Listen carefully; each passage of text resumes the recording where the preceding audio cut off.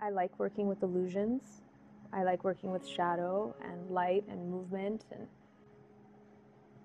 we're so, I don't know, I feel like culturally or in society or whatever you want to call it, we're kind of fixated on being different and separate and unique and whatever, as opposed to focusing on the fact that we're actually not that separate. And I find that like working with threads are always kind of this connector for me. They kind of become, I don't know, like a metaphor for the lack of separation. So this is from the Transgressed Boundaries series. So this work it started off by me challenging the material. I like getting the material to do something that I don't expect it to do. Like I want that surprise factor. You would assume that threads won't hold themselves together or won't keep a shape if they don't have a fabric behind it to like hold it. But then when I do work like this, I realize, no, it can. And then it opens up all of these ideas of like, okay, well, what else goes against our expectations and what else goes against what we're taught to believe? All my patterns are from like this Palestinian embroidery motif encyclopedia dictionary thing. So I just open the book, pick one that I'm drawn to, and then go from there.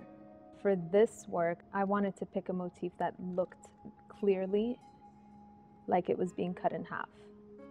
So this is actually, the top and the bottom are one motif, like a whole one, and then I separated it. And with this work, usually it's through the process that I ask questions that kind of help me resolve my feelings concerning identity or like diaspora or movement or whatever, and then also like definitions of those things. So for this one, my question was, what does it feel like to feel whole? You know that expression? So I took the motif and I was like, okay, well, what if I cut it in half and I separate it? Is it still whole? If I pull threads through and connect them, are they still one or are they now two, or is it still a whole piece? So I would challenge that notion. And then that's when I started doing more research on the idea of the definition of home or the definition of nation or the definition of identity and culture. And then I realized that with those definitions, I was never going to feel whole because those definitions were not made for people in diaspora. I decided to change the meanings of things. Like you're always going to feel that you're lacking something if the definition tells you that you are.